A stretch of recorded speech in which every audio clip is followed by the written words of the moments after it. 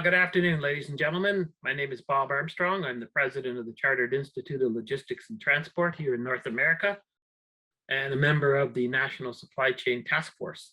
I'm really pleased today to be accompanied by Louise Yako, who is our co-chair of the task force.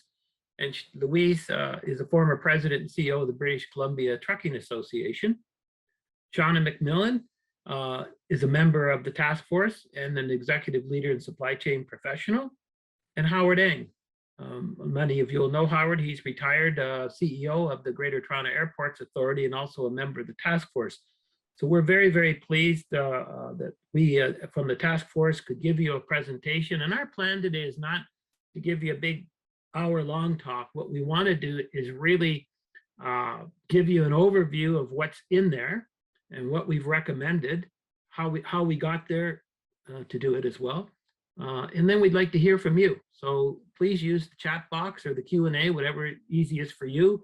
And I'll make sure, because I'm going to act as moderator, so I will ask the members of the task force those questions. Also, we've just been informed that Transport Canada is setting up a website where you can comment on our report. So, and what I'll do there is once we know what that is, we'll send it out to you, the website number, so that you can key in. So again, thank you very much for joining us today, and I hope you find this informative, interesting, and spurs some questions for you. So Rebecca, if you can show the next slide. You know, it's no secret that our supply chain is a mess, although there's been some improvements. Since the start of the pandemic, we've really seen some huge problems with capacity, with congestion, just so many areas that got things going. You can see from the pictures everywhere. It just seems that everywhere in this country, the warehouses are full, the ports are full. There's containers everywhere, and in some cases, ships waiting to be unloaded. So it's a real mess, and this is one of the reasons why the minister wanted to form a task force to come up with some reports and recommendations from the industry on how we could help to improve this supply chain so it's not such a mess. So I would now like to have Louise take over and speak. So just go to the next slide, Rebecca, please. Thanks very much, Bob. And thanks to CILTNA for the invitation to participate today. So as Bob mentioned, the minister identified that there was a very serious issue with Canada's supply chain. And as a consequence, earlier this year, he hosted a national supply chain summit along with 5 of his other federal colleagues. And for those of you who are involved in government or know anything about government, you'll recognize the fact that 6 federal ministers involved in a single event means that there is a lot of government interest in what's been happening. So at that summit, he announced the formation of a national supply chain task force. The minister appointed me and my co-chair, Jean Cattuso, in late March, and the rest of the task force members in early June. Now, in addition to Bob, Howard, and Shauna, he appointed Keith Brook, Gretchen Polkamp, and Stefan Roche. Our mandate was to provide independent advice on how to support the development of a reliable, resilient, and flexible transportation supply chain. He asked us to identify structural weaknesses, policy or regulatory impediments, and market power imbalances between and amongst the transportation modes. The mandate also required us to consult with industry experts, including CILTNA, and in all we conducted over 225 consultations. Before the other task force members were appointed, Jean and I also spent 4 days in Washington, D.C.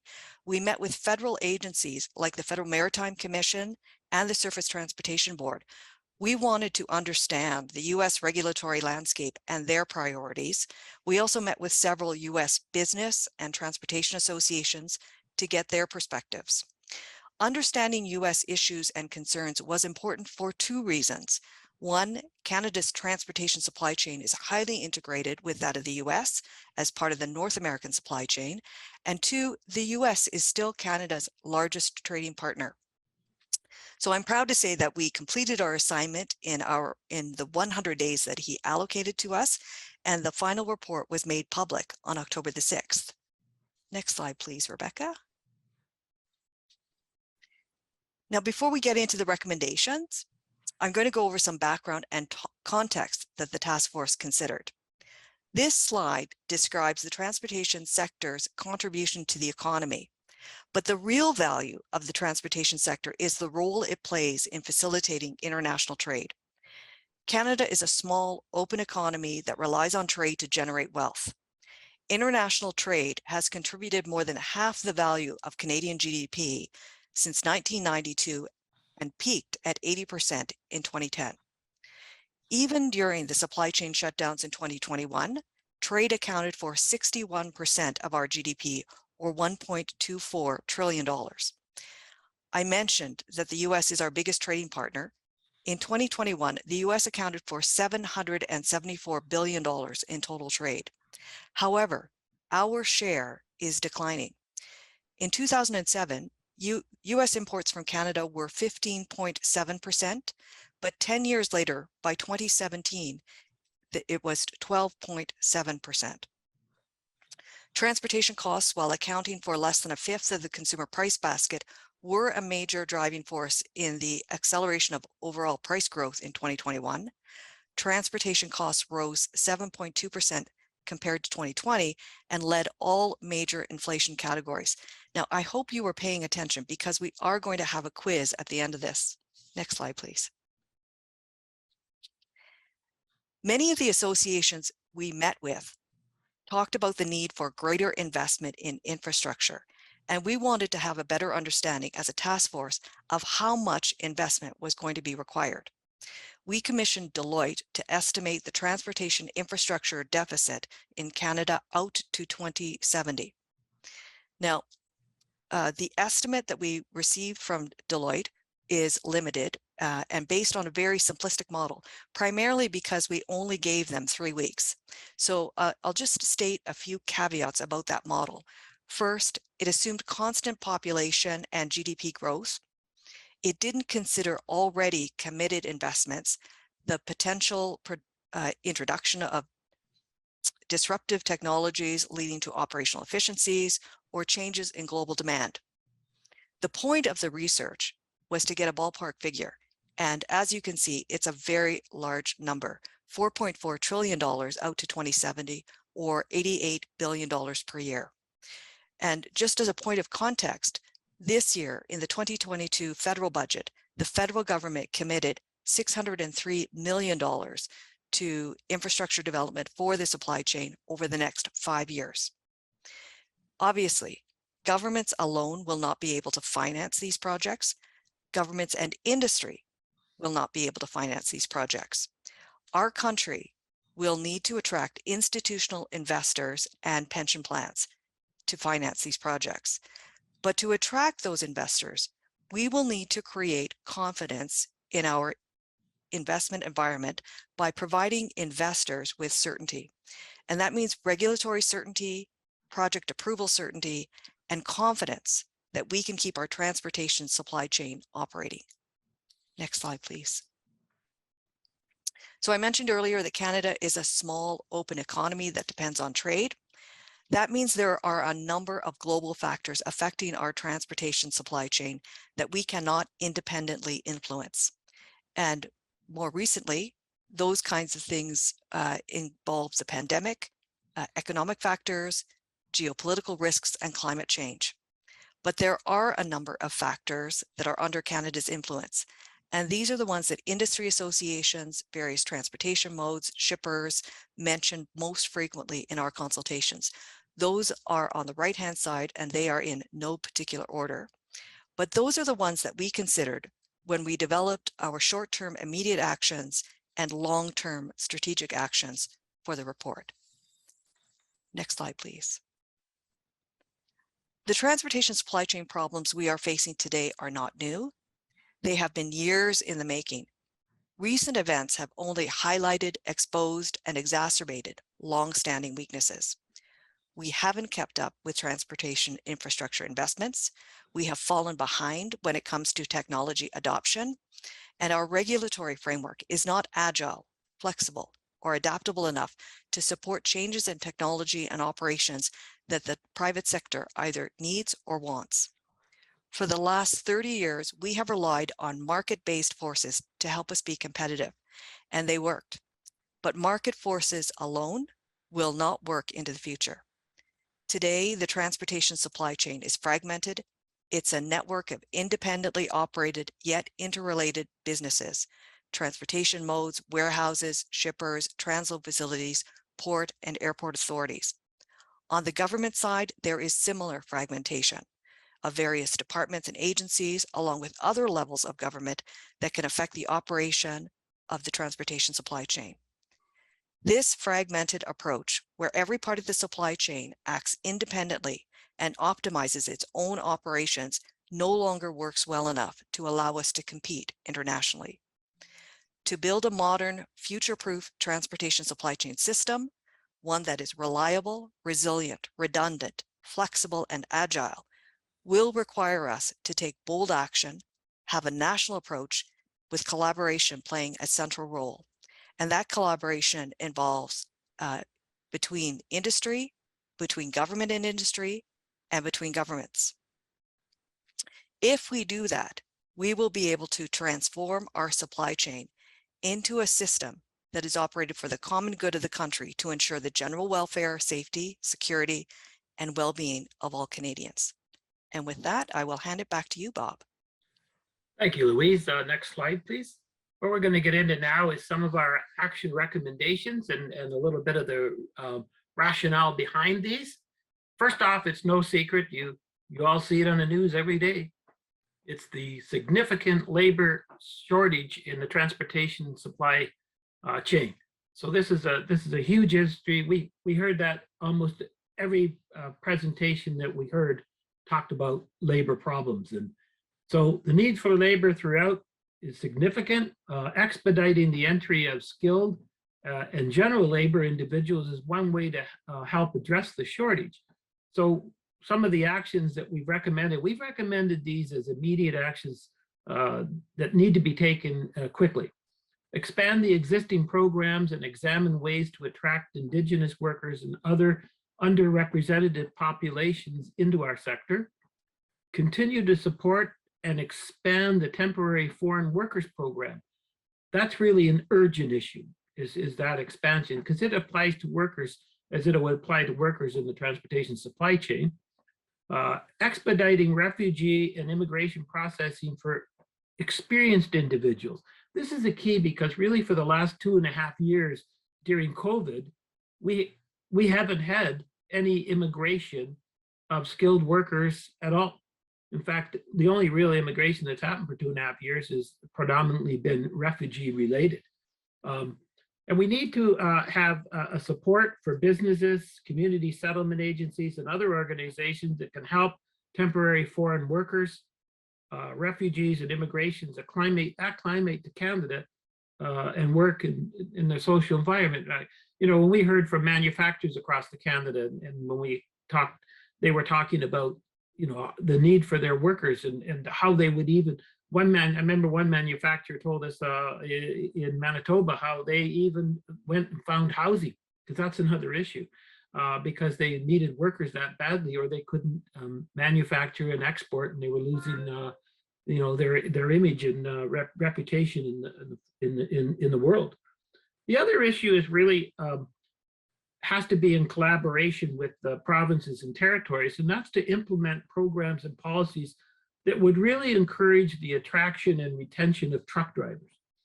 And, you know, when you think about truck drivers, we need better training programs, but the programs that we currently have are private companies, and they can cost anywhere from $8,000 to $15,000. If the government could consider and make, for example, truck drivers a skilled worker, they would then be able to go to some of these programs that we have at our community colleges and the like, where they would be able to learn more, get their truck driving skills, and in a more cost-effective manner. The next issue is really protecting our borders, our trade corridors, our gateways from all the disruptions that are taking place. And we want our goods to move in a more smoother fashion. So we need some really good changes there that would really suffice to get things moving. We have capacity constraints. There's a lot of different issues that we have in our report that I hope that you will read. But expanding and improving the situation at the border, a big one here is really to do with the CBSA. We found in our meetings with companies and with the CBSA, there needs to be some changes in the way in which they operate. We need more, for example, 7/24-hour service. We need changes with respect to the CBSA. They may need more funding to train and hire more specialists. And for example, just moving containers. Right now, you can't move a container from one port to the other. Like for example, if containers arrived in Montreal, Port of Montreal, they have to be cleared customs before they could be moved on.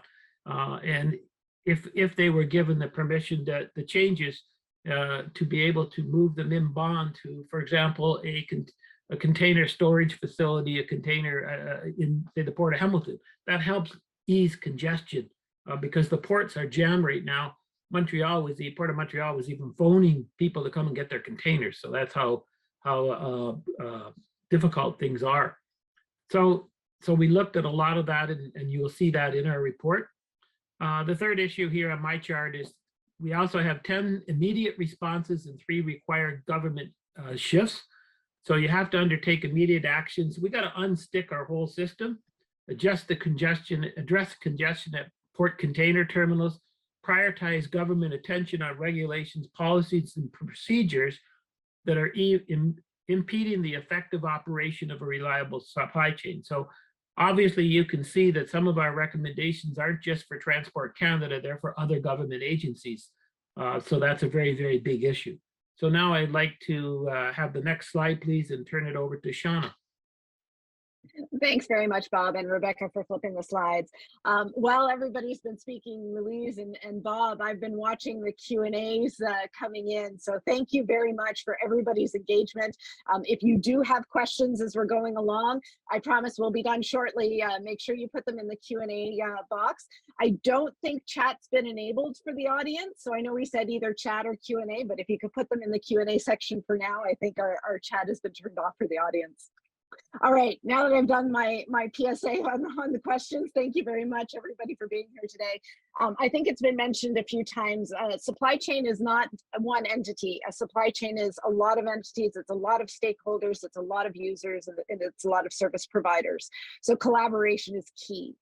The government needs to play a part, the public needs to play a part, and private enterprise needs to play a part. And what are those parts that they need to play? Well, one of them is about visibility. We had a lot of feedback from all of the 225 plus consultations that Louise mentioned about the lack of visibility, consistent visibility, and one version of the truth. I think everyone has their own objectives as far as digitizing their information, trying to get away from paper, but to create that real end-to-end transportation view for large organizations is a little bit easier because of their breadth and their ability and their relationships. But the supply chains in Canada and in North America are made up of a lot of small and medium-sized companies. And a lot of the feedback we had was they could have been more efficient, they could have planned better, they could have made different decisions on investments if they had the information to make those decisions. So I know everybody's heard about Uberizing the supply chain, and that's not really the direction that the task force went. What we really focused on was making sure that we focused on digitizing the right information in a timely fashion, whether that's real time or not for certain parts of the business, but in a timely fashion that people could make informed decisions about and take action for, creating that efficiency, accountability, planning, investment, and security. One of the other pieces of collaboration that became very evident was engaging with the Indigenous groups. I'm based in Toronto, Ontario. I'm on land that was formerly of the Mississaugas of the Credit First Nations, and there is not a lot of empty space in the GTHA if we wanted to create a redundant part of our supply chain. I come from a background of rail, most recently at CN and to try and create additional sidings to park trains or to do double tracking to create redundant lines just in case there's an issue. Physical land and space is not exactly available to us. And as we move north in our country, and as we move into more remote areas of our country, the land is available, but the infrastructure is not, and they're struggling significantly because of that. So as we do address our supply chain issues, we cannot forget to engage our Indigenous groups. And I think it was both Louise and Bob mentioned, our largest trading partner happens to be with the United States of America. We share the longest land border with the US. That is not going to go away anytime soon. The amount of trade, import, and export we do across that border is significant. And so what we need to do is make sure, as we did initially way back in May, is continue with all of the government departments as well as the recommendations to engage the US as well as the other provinces and territories to make sure that we are being consistent in recognition of regulations, policies, processes. During the pandemic, we discovered a lot of rules that were misplaced or mismanaged between the two. We had to forgive a lot of things. We had to ignore a lot of things. All of those regulations and policies and procedures are back in place. Are they really required? Are they managed well? Are they aligned on both sides of the border? This is something that's very difficult for all of us to get our minds wrapped around, and all of the departments that are involved. But it is incredibly important for supply chain to make sure that they are aligned. So how can we do this moving forward? Again, collaboration is not just the government, it's not just the departments within the government, but also with public and private entities. So I'm going to ask Rebecca, next slide, and hand it over to Howard.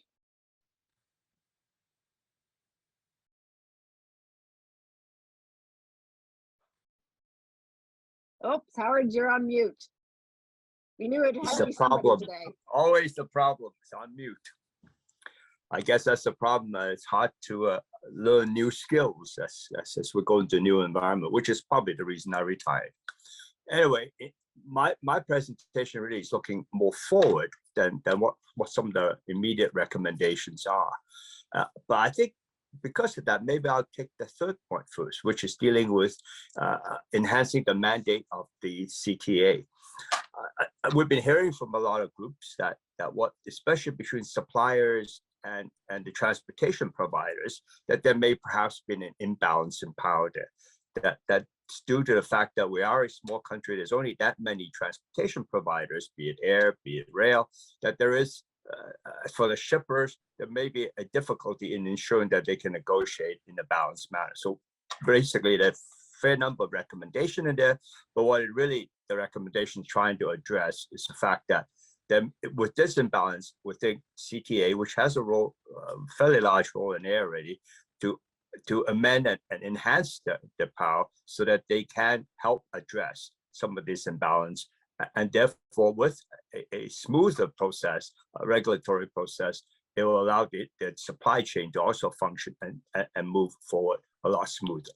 So that's the recommendation for the CTA. But I think most of you have heard initially from Louise how there was 5 ministers sponsors the study, and together addressed it and asked transport the minister to lead the study. It seems to be an issue that we have identified because of the responsibility divided into almost 5 ministries and probably more. Then where is the unifying force? Which are the group that could always represent the supply chain in whatever activity government's doing? So as you can see, the first recommendation that's transformative, what we call transformative, is to establish a supply chain office who then will interface with the department and ensure that all though everybody's functioning in a way that will enhance the supply chain rather than just function independently, which sometimes, as we all know, when you're looking at what's best for an individual company, department, it may not necessarily support the totality of the supply chain. So that's one of our first recommendation in this what we call transformative recommendation, is create a supply chain office that will coordinate and ensure that everybody's working together. But what are they doing? What will help drive this supply chain office is what we, a second recommendation is that we need a long-term strategy. The world is changing, supply chain is changing, and you can't, fixing the immediate problem, which is what our short-term recommendations are, may not necessarily set Canada up for the future. So again, one of the first task we ask the supply chain office to do is to develop this long-term strategy. How do you, and quite a few countries has that. How can we coordinate ports, airports, trucking, border crossing? What is it Canada need in the next 20, 30 years or 50 years in order to make sure that it's all functioning and functioning smoothly? With that strategy, and then with supply office, we feel very comfortable that Canada can be competitive and go forward in a competitive way against some of our other trading partners or trading competitors in the world. So that was the reason why what we call it transformative is because it is to establish an office to look after it, but that office also will create a long-term plan that will ensure and transparent to Canadians how the various agency departments and business are going to coordinate together to enhance the stability and improve the flow of our supply chain. So back to you, Bob. Thank you, Howard. Thank you very much. Could you show the last slide, Rebecca? For those of you who are asking in the question box, here's how you can get a copy of the supply chain task force report. Just copy that down. Now I'm going to open the floor for questions. I'm going to start with the Q&A box here, and I'm going to ask questions, and the members of the task force can choose who wants to answer it. The first one, the CTA does not regulate all participants in the supply chain. How will extending its own motion power solve supply chain issues if the agency cannot act on these other participants? Bob, did you want me to take that? Sure. The recommendation that we made about the Canadian Transportation Agency is fairly broad. Own motion was only a very small part of it. What we did say is we thought that the mandate should be extended and broadened to cover the entire supply chain. So I think that answers the question. Own motion in and of itself would not help the CTA address the kinds of issues that need to be addressed, but extending its mandate, increasing its funding, and ensuring that it has sufficient staff and resources to conduct investigations would provide it with the necessary authority to address those kinds of issues. Okay, thank you. Next question. Expediting project approvals is critical to attracting private investment. Did the task force get a sense as to why the federal government takes so long to approve projects? For example, is it a staffing issue? Who would like to answer that? Shauna?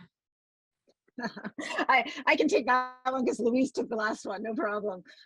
Absolutely, we got lots of feedback about expediency of decisions and needing to move faster. Infrastructure investments take a long time, and if the decision making itself prolongs that, it makes it even more painful. The discovery the task force made was that there are multiple departments involved in each one of those decisions with their own goals and objectives and priorities. And that's what extends the length of the response time. I think it's less about the number of people and more about the breadth of the number of people that are involved. Absolutely, we took that to heart, and without going into a lot of details of our expectations of this National Supply Chain Office, we do expect that office to be a quarterback, to be that one point of contact into the government to help expedite those decisions, so that when they do get stuck in one or many departments, that it is the supply chain office that it has the accountability for pushing that forward on behalf of both the public and private investments. I think there are more investments out there that want to be made in our supply chain that are being made now because of those difficulties. And I think we heard that loud and clear and have embedded in our recommendations to try and help make a change there. Maybe I can supplement a bit. And I think Shauna is exactly correct. The supply chain office hopefully will have a prioritization of projects that's needed to enhance our chain, which then they can share and potentially direct department to say, this is the priority. So this is project 1, project 2.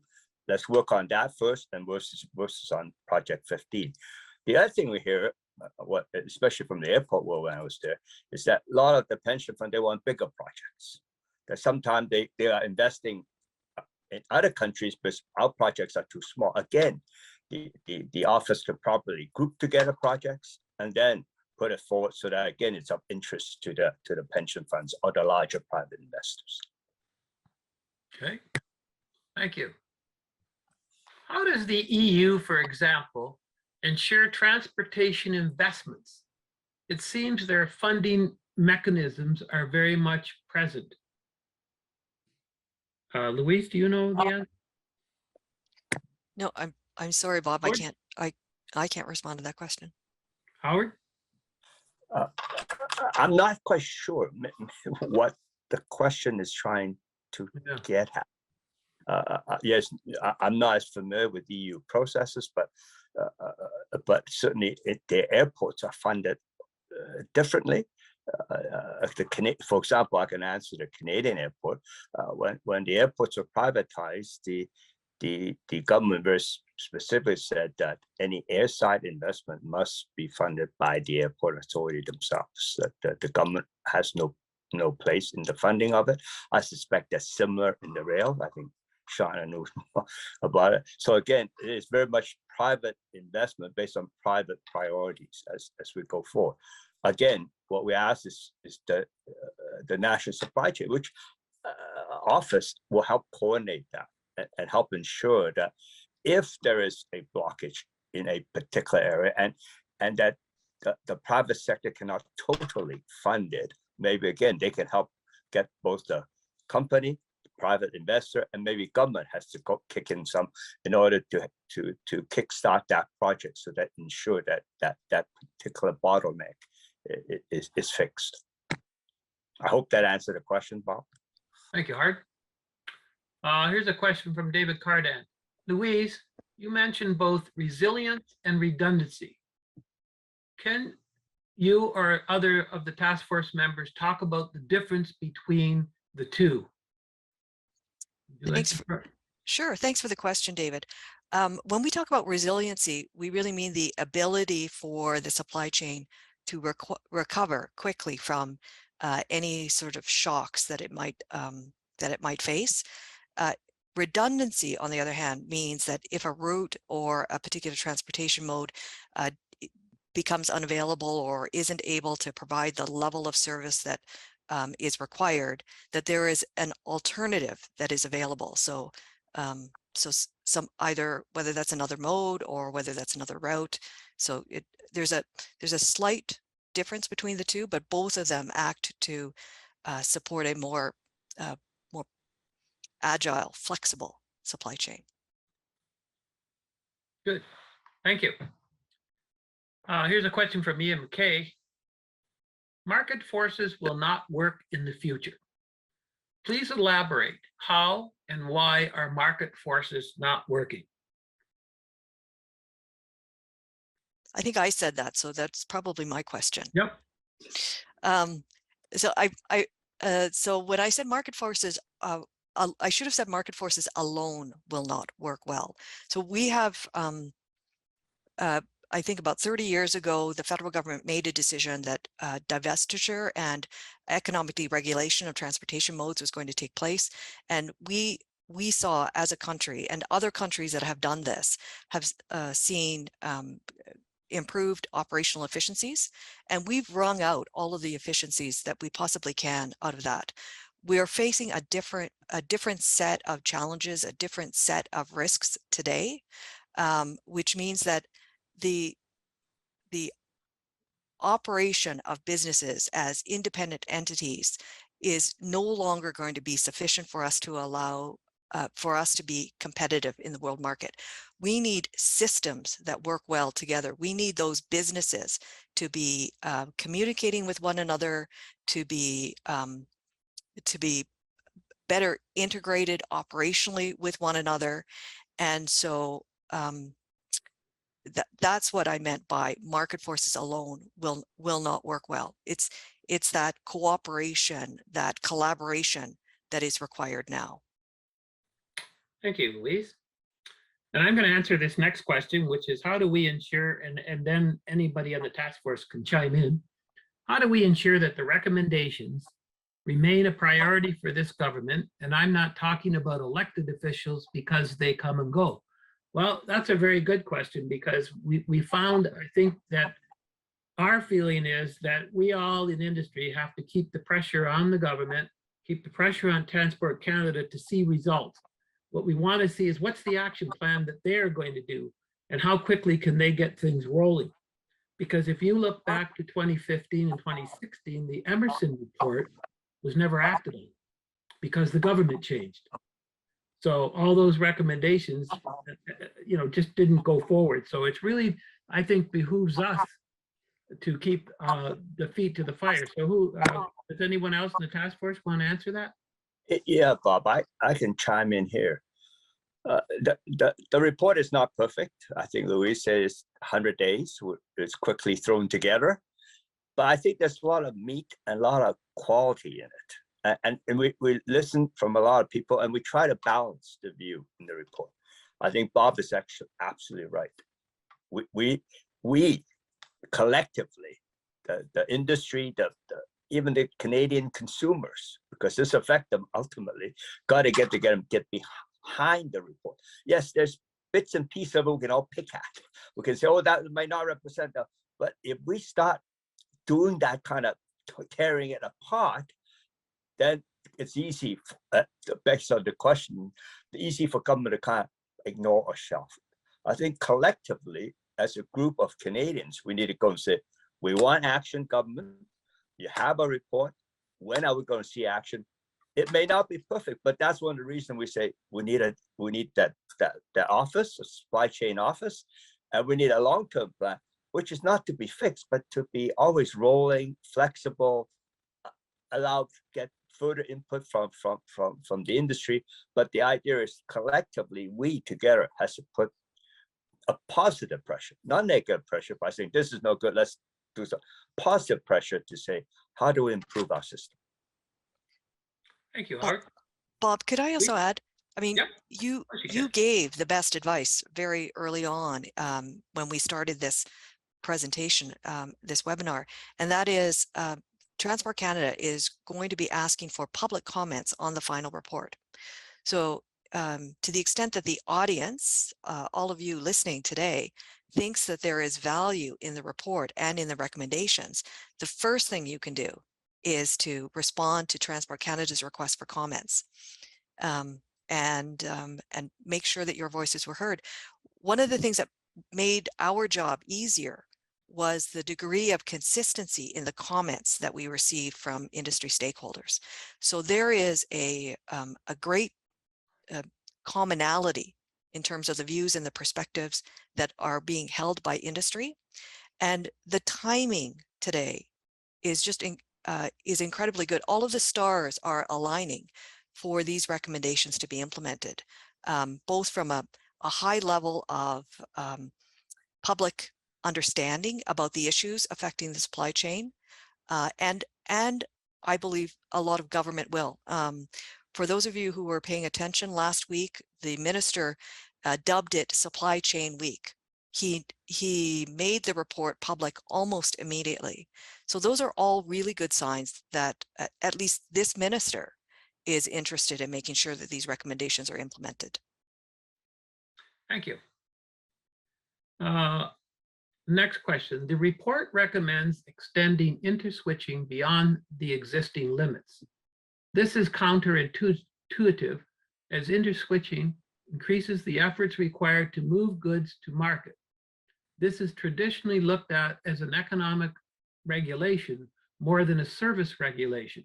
Can you comment on how this measure will improve service? You want me to take that one, Bob? Sorry, I had to guess at that one. So I think I want to take a bit of a step back. And what we heard was that there was a perception of a lack of competition and a lack of availability of optionality. That's what the task force heard. The tools with which the task force had to be able to enhance optionality and enhance competition appeared to be recommendations around interswitching. But if you see in the report, we had no data, no evidence in 100 days to be able to say what that actual change needed to be. So if you see the wording of the recommendation, the task force, admittedly, with myself as the only person coming out of the rail industry on the task force, said, okay, what we heard consistently was there's a perception of lack of competition and lack of options for customers using rail. What we did was say to Transport Canada and the minister, you must look at interswitching as an option for increasing optionality, increasing options for customers and increasing competition, and must make a decision by May of next year on what that looks like. If the evidence and analysis shows that the existing interswitching does create competition and does create the right options for Canadians in the supply chain, that's a great decision for Transport Canada and the minister to make.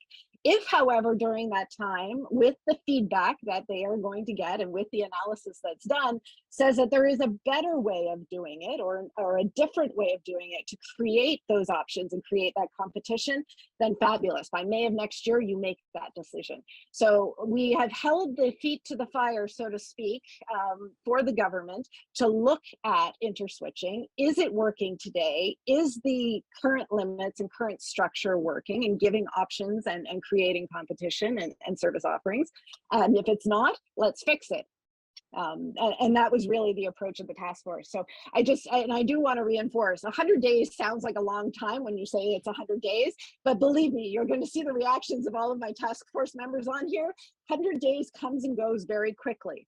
So with over 225 consultations and trying to assimilate all of that feedback that we got, there really wasn't time for analysis. There wasn't time for data. There wasn't time for a lot of that. We did ask the questions, and sometimes we said, yeah, we got an answer that yes, data was there, but we weren't sure with whom. And sometimes there was no data at all. So in light of that, we stayed away from the hows. We tried to stay away from the hows, and it was really more about the what. What do we think will help? The how is now the work that needs to happen. So I hope that answers that question. Which may put maybe more focus on the point we need the digital data. We need data across the system, more transparent data so that you could make informed decisions rather than just listening to the problem. So you will see the symptom, but we're not sure what the disease is. So as Shauna said, this is what we're putting back to government and say, you need to take some action. You got to gather the data. We hear a lot from data because, oh, but it's commercially confidential. I think there's a lot of data that's correct, but I think there's a lot of data. And again, I take the industry. I don't think it's commercially confidential to know when Air Canada's flight is going from A to B, or how many seats are on it. I mean, that's a lot of that commonly available data. So it's a matter of we need to get that data centralized so that both the users, the suppliers, and the regulator has information so that we aren't running in the same situation as Shauna was describing. We hear a problem, but we don't have the data to really identify whether one to propose solution by one person contributing to the task force. We don't have the data to know if it's the right solution at this time or not. Thank you, Art. And And thank you as well, Shauna. Next question. Did the task force see any important differences in the remit and business model of STB relative to those of the Canadian Transportation Agency? And if so, are there considerations we should take into account in Canada? So Louise, I think your visits to the United States, you and John, can you answer this question? Okay, so I'm going to restate what I think the question is are there authorities that and responsibilities that the Surface Transportation Board has that the CTA should have? So, so the STB has similar responsibilities and authorities, primarily focused on rail. Our recommendation about the Canadian Transportation Agency was to enlarge the mandate of the CTA so that it could be more responsive. One of the differences between STB and CTA was the timeliness with which STB could issue its rulings, and also the degree of specificity with which it could the degree of specificity in its rulings. So we saw some value in that and said that the CTA's mandate should be broadened, and that it should have more authority not only over rail but other parts of the supply chain. Okay, thank you. Next question. The task force seems to assume an imbalance in market power. Did you get empiric evidence? As you know, competition takes multiple forms, including geographic, product, and modal competition. A shipper that seems captive at one origin has multiple options at a different origin, which it can leverage to discipline potential market power. That, combined with rate and service remedies, begs the question whether there truly is an imbalance. Can you share your perspectives?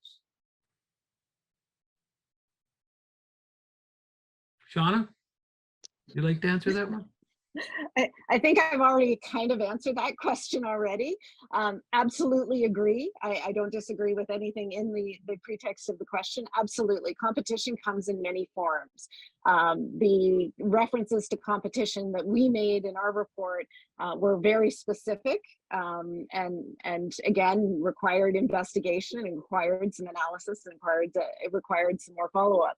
I don't disagree that the situation we have in Canada with our duopolies, we have a lot of them. In the communications area, we have Rogers and Bell. In the airline industry, sorry, Howard, we've got Air Canada and WestJet. On the rail side, primarily in Canada, we have CN and CP. However, if you look toward the south, they have the same situation on the rail side. In the western part of the US, you only have the UP and BNSF as a choice. In the eastern US, you only have CSX and NS as a choice. So the duopolies exist all over, and we heard consistently that is an issue. But we went back and said we need more information about it. So I don't disagree that competition is created in multiple different forms and multiple different facets. The feedback that we got in 100 days was very specific, and our recommendations are in line with that. But it is for the government to decide based on the feedback and the recommendation what the next step is. And at this point, I wouldn't hazard to try and jump to a conclusion as to where they will land. Okay.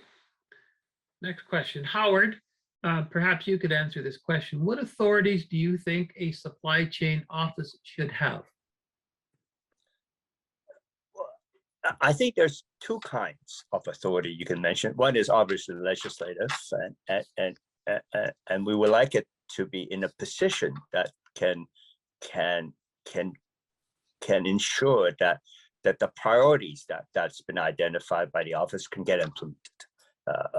Any specific department should go to, again, I think it's something people more knowledgeable, which is the government, can determine exactly where it should be and how it on which part of the government it should be located in.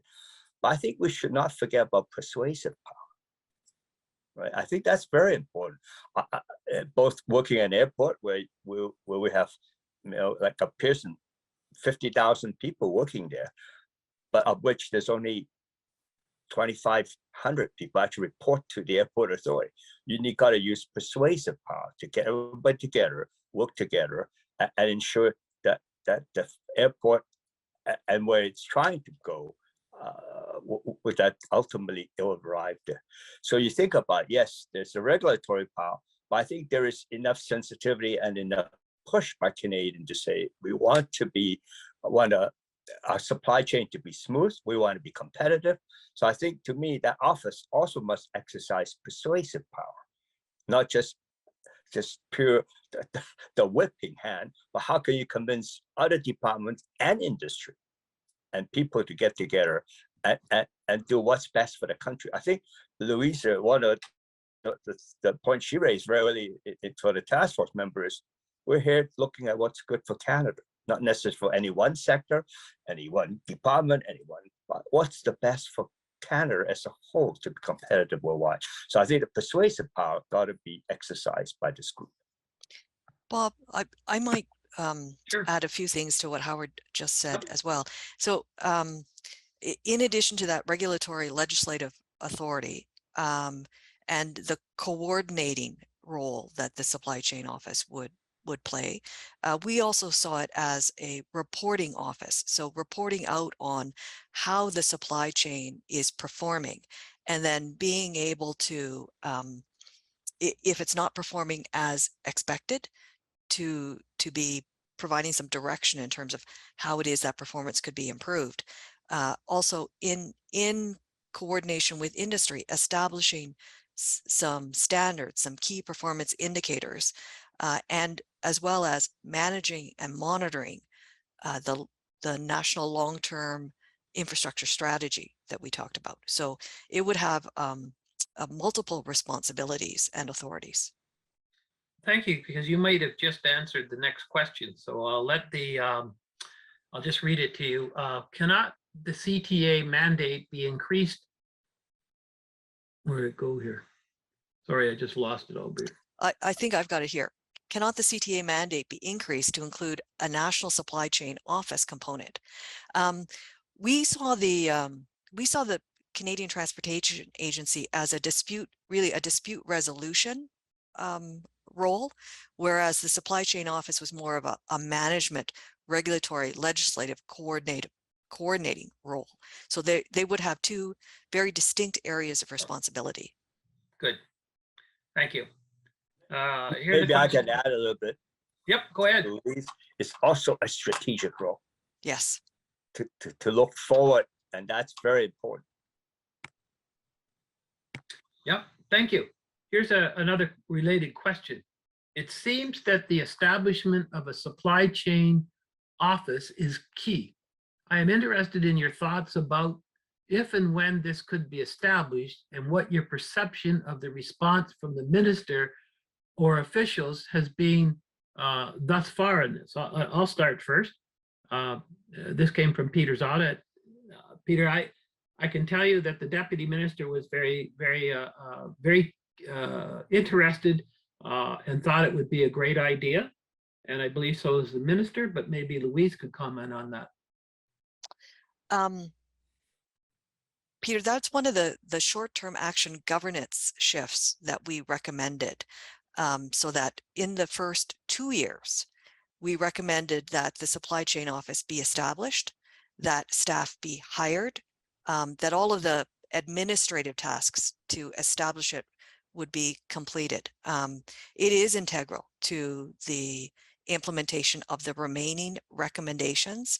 And I think the sense that we received as a task force when we talked to various government officials about this is that they saw the value of this coordinating function of the supply chain office, particularly because of the fragmentation of the responsibility of supply chains across the different departments and agencies.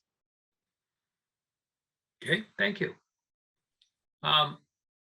Thank you to the CILTNA for hosting this event, and for the task force members for being present. At the beginning of your presentation, Louise, you mentioned the levels of required investments needed in the supply chain. Is the Deloitte report available for review? The Deloitte report is confidential to the task force. However, we do have additional information about how the model was derived and some of the assumptions in the model. That is now the because we've submitted the report to the federal government, it's up to the federal government now to determine what it will release, but we did request the development of an annex that would provide that supporting information. But I want to qualify and say that, you know, we that request that we made to Deloitte, although we are confident in that number, is very simplistic. And, you know, they're the first ones who would tell us that we really just wanted to have a ballpark figure, a sense of what might be required in comparison to what is currently being offered through the budget for supply chain infrastructure development. Thank you. Next question. What role can provinces and territories play along with the federal government to solve the supply chain problems? Howard, do you want to tackle that? I'll try to unmute before I start speaking. Yes, I think in a lot of areas, it's not just the federal government. For example, ground transport, especially among roads and so on, they're built to provincial standards. So again, there need to be coordination between not just the federal government and province, but between province and province to ensure that the whole process, the infrastructure is of same consistent level across the country so that everything can move very smoothly. But I think even more than that, I think we see that sometimes in the natural disaster. I think Louise mentioned earlier, what is the process to route things around, be it from rail to road or rail to air, or one rail company to another, or even as happened in Vancouver or BC before, actually go through the states. We need to have those, what I call business continuity plans, prepared, put together. Where are the single point of failure? What are the ways we can get around that single point of failure? Not necessarily always to build additional infrastructure, sometimes it's all process driven. So we should have all those plans ready, which will involve all levels of government. I think from both municipal, provincial, federal, and then a federal to work with US to ensure that those plans are available. We know who's in charge. We know, again, with transparency and data, when do we need to activate those plans? And then once they're activated, everybody knows their part to play in it, rather than scrambling, trying to understand, oh, what's the issue here and what's the issue there. So yes, there need to be coordination, and there got to be buy-in from all levels of government to ensure that the supply chain moves smoothly in the future. Thank you. The next is a statement. Help communicate to workers that automation will not limit their opportunities. This is a quote on page 28 of your report. How can stealing jobs away from Canadians so that corporations can make more profit be a benefit to workers? I'll take the first shot at that, Rob. We found that, you know, for example, Canadian Post has added some equipment that in their distribution centers, their central warehousing, where they've guaranteed us, they told us they've guaranteed the workers the labor. They're not taking away their job. They're trying to help them do their job quicker so that they can move the goods within their central distribution in a quicker fashion. Does anybody else in the task force want to answer that?